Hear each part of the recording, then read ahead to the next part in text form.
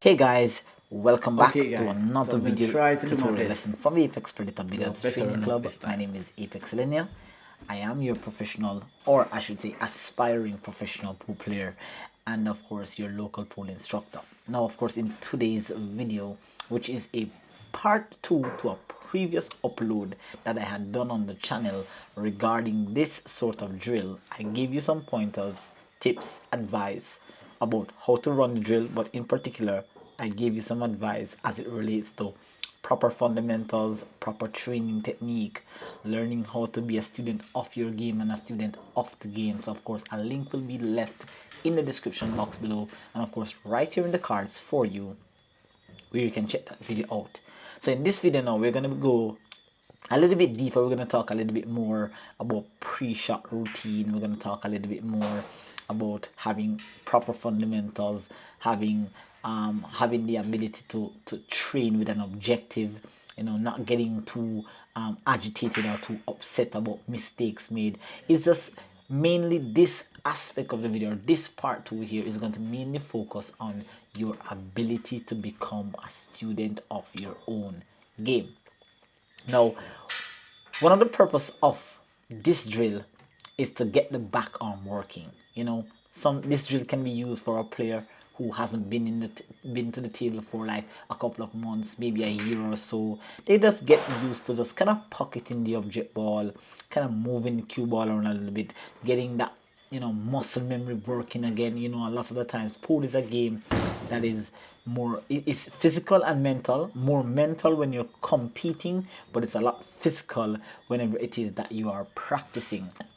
Because once you're practicing and you're under no pressure, then being in a comfortable space is going to supercharge your game to another level. But then competition wise, now you're going to be required to execute all the things that you know, both theoretically and practically, under the most intense pressure. So of course having proper fundamentals is good, having a strong mental game is good, and all that wonderful stuff there. But we're going to be talking a little bit more about the importance of 5 main components when it comes to not only the drill but in general your pool game.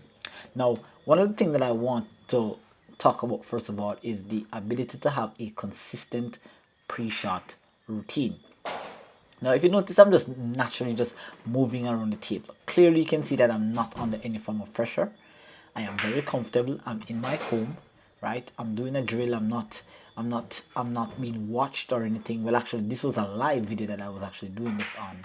So I had a few persons on my Facebook page that were watching me, but for the most part, you can see that I'm naturally moving around the table. I'm not really worried about anything, and this is just kind of the thing that as a pool player, whether you're an amateur or you are an intermediate player or you're an advanced player, you want to get your game to a certain level where you can just pocket balls and not think too much about the mechanics, the aiming, the compensation using spin. You want to be able to have a natural free-flowing game, and that is exactly the kind of execution that you're seeing here. If you notice, I'm not really thinking much.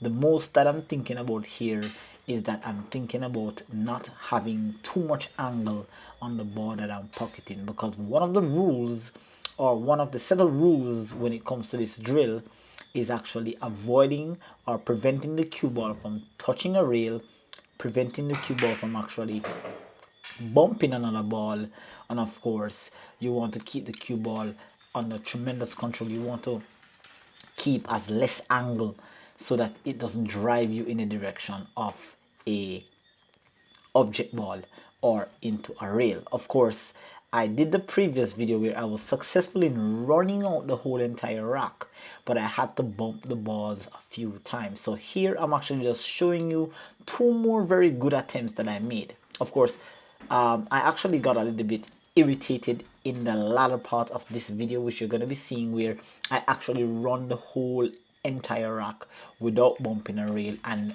I just kind of just got a little bit complacent at the latter half, where I left myself with a really awkward angle. I got a bit irritated and I missed the last shot, but it's not so much about completing the drill is why I'm making the video. It is more on the part of what can you learn about the application process of being a student of the game and a student of your own game. Now, as you can see here, I'm just going through the whole entire rack here. I'm assessing the shot. I'm assessing the angles. I'm looking for the easiest shots. And pretty much you can see that I'm in a little bit of a trouble here. I didn't really want to have to bridge like this, you know, kind of go up on the table. But I have to, because I have to maintain an angle that will allow the cue ball not to be driven towards a rail. Right? So, pre-shot routine is very, very important. And for you to have a game, for you to develop the ability to run racks or to be a consistent player, you've got to put in the practice, but you've got to work on each component of your game. And one of the most powerful weapon that you can have in your game as a pool player, as a pool coach, or whatever the case may be, whatever department you're in, especially as a player, you must have the ability to have a consistent pre-shot routine. What is a pre-shot routine? A pre-shot routine is you going through a series of steps to complete your shot. Number one, you find the putting angle. Number two, you find where on the cue ball you want to aim so that you can make the cue ball do whatever you want it to do. You must have a consistent backstroke and a consistent forward stroke. You must be addressing the shot properly, meaning naturally stepping on the shooting line, and of course addressing the shot, not facing the shot, but allowing the back arm to run in line with your dominant eye, whether your dominant eye is going to be your left or your right, or whether your vision center may be running between your two eyes. You want to ensure that that is something that you have consistent. And of course, another component of the pre-shot routine is having the same amount of backstroke and forward stroke regardless of how easy or tough the shot may be. Also, a part of your pre-shot routine should be your ability to plan before you execute. So many times I have, and so many times players I've seen where they get down, they see a shot, they pocket the ball, and then they think about what they should do next. And that usually occurs at the amateur level. At the intermediate level, which is of course my level, I'm not a professional, but I'm of course very, very close to being a semi-professional, or what you call a professional amateur. I understand the game to a certain extent, but sometimes, as I said, if I'm not in tune, if I'm not in form, I tend to always go back to some of my old bad habits. But for the most part, I'm pretty consistent. And as you can see here, I was successfully able to actually run the whole entire balls that are on the table, which is about 15 or 16 balls, and then I got a really nasty angle there that drive me into the rail. Now I got a little bit irritated mentally, and so when I played the final shot here, I kind of left myself on the rail to pocket this 11 ball. I was really upset. I was settling down. I was just trying to make the shot regardless, but then because of my mental because I got mentally disturbed by what happened, it literally did not work out there for me, and I failed to run the rack. But I'm gonna just take you through another one which is going to be more successful than this one. But pre-shot routine is key, guys. Pre-shot routine, you've got to take the time out to work on your fundamentals. A lot of persons do not like the whole idea of spending time. I had to spend so many hours working on my game. I had to spend hours doing 2 to 3,000 balls, pocketing just the ball alone. Then I had to do the whole entire drill over by pocketing the cue ball, using the cue ball to pocket the object ball. Of course, I'll leave a link down in the description box below for 2 videos to which you can actually watch, where this drill was explained and how you develop the ability to have a compact stroke, the ability to have strong fundamentals. You've got to take the time out. If you don't work on the basics, if you don't take the time to work on the basic aspect of the game, then you're always going to find yourself being inconsistent. The game is played at its best when it is a subconscious effort. You're using a subconscious effort to play the game. Right here, I'm very comfortable. And if you can get yourself to a state where no matter what you're doing, whether you're playing competition or you're playing amongst your friends, or you're playing in the pub or the club, or you're showing off, just having a little bit of fun, you want to be able to get to a level where you can do what you're seeing me doing on the screen here. No, I'm not saying that I'm gonna be perfect. It's not gonna happen all the time. You're gonna be under extreme pressure, especially when the match that you're playing, or the game that you're playing, or the opponent that you're playing is equally as good as you are. But you want to be able to feel comfortable both mentally, physically, and you cannot have emotions while you're actually playing the game, because I've suffered for many years when it comes to the mental aspect of the game. Am I still suffering? Not so much, because I sort of understand mentally what I need to do to stay focused. But practicing is key, and this is the whole essence of the whole video. I'm not here to really come to you and say, hey, I'm going to pocket this 3 ball to get the angle here. Clearly, you guys who are watching my videos would already have some knowledge of how to play patterns, how to pocket object balls, and you may be learning something new. But for the most part, guys, I'm not really here to tell you all that stuff. I'm here to talk to you about developing your game as a student. Right, many of the players here that are in my country, you're very good players, right? Very good players, but you're also some players that have some really bad habits, that due to the fact that they are not taking the time out to work on it. And I mean, when I say there are many players that are in my country, I used to be at that level where I never used to want to take the time to work on my game. I had to be disciplined. I had to step away from competitions.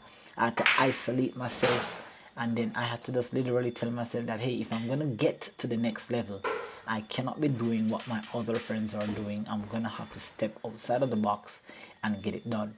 And for me to get to this level, for me to be able to do what I'm doing now, right? Because I think I would almost say I'm a lot better now as a player than the player you're actually seeing on the screen at the moment. Because this was a while back. So I was invested into training. At the moment, I'm not doing as much training as I possibly can. I'm doing more YouTube videos than anything else. I'm sharing knowledge that I've garnered over the years. It doesn't make me a less better player, but of course I'm not physically, in the game at the moment. I'm more mental and sharing knowledge with you guys that got me to this level of gameplay. All right, now another thing that you might have noticed throughout the whole video while I'm talking to you and guiding and giving you some tips and advice is the ability for you to plan. You have to be able to see a problem, dissect the problem, and find an amicable solution to the problem. You're not going to get everything easy. As you can see here, I'm walking around the table. I've already bumped the rail once, so basically for me the drill is a fail. But I can level down, I can remove the intensity, or I can remove the complexity of the level, or just kind of drop it by one level by bumping the rail once. Now I'm forced to pocket this ball and bump the rail again. So at this point in time, I'm pretty much not even interested in actually trying to finish the rock, right? At this moment, I've already bumped the rail twice. I've broken the rule.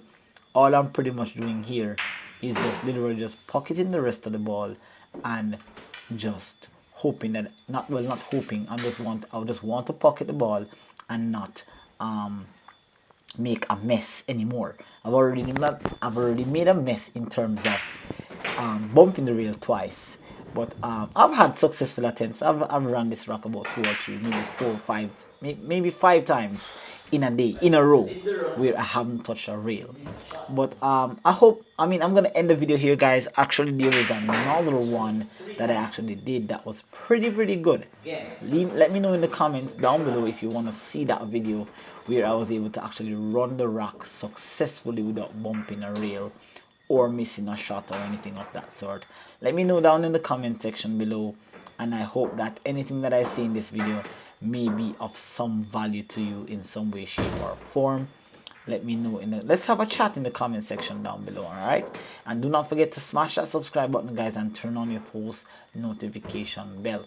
I post videos almost every day giving you tips and advice towards building your game, and there's a lot more videos down in the comment section below where you can supercharge your game in banking, kicking, position play, safety play, and that kind of stuff. All right, so as it relates to this video, guys, let me know if you want to see more videos like this, and I will see you next time in another tutorial session. All right, do take care.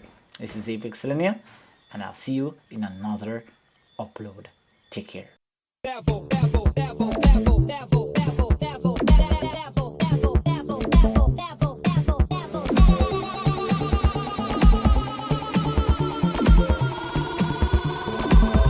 To the next level.